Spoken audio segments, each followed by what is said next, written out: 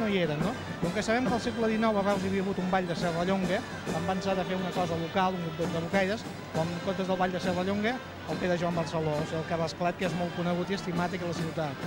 Llavors vam tirar-ho endavant com a partida armada de guerrillers, la partida de Pere Joan Barceló, i ho vam lligar així una mica i em sembla que ha quedat força divertit, no?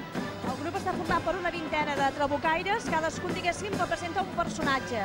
En el teu cas vas de frare. Presentes fotografies de 53 fotògrafs procedents de 30 arxius fotogràfics i documentals, tant públics com privats.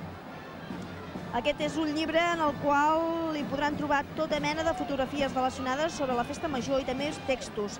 Un treball que ha estat coordinat i dissenyat per Albert Arnabat i que ha comptat amb l'assessorament històric i etnogràfic de Salvador Palomat i amb l'assessorament en afers religiosos del prevere Antoni Roquer.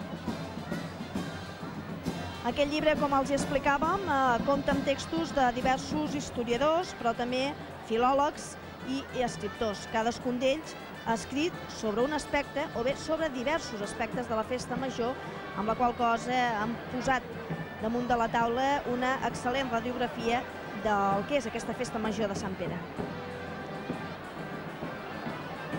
Va crear per commemorar la victòria de la flota cristiana a la batalla de Lepant. La música és una nova composició de Roser Oliver, a partir de la tonada tradicional comuna al Ball de Cavallets, recollida per Andreu de Bofarull. De fet, la tonada i la música és un dels elements més característics i reconeguts del Ball de Galeres i del Ball de Cavallets. Les galeres que ja estan a punt per fer la seva actuació de lluïment.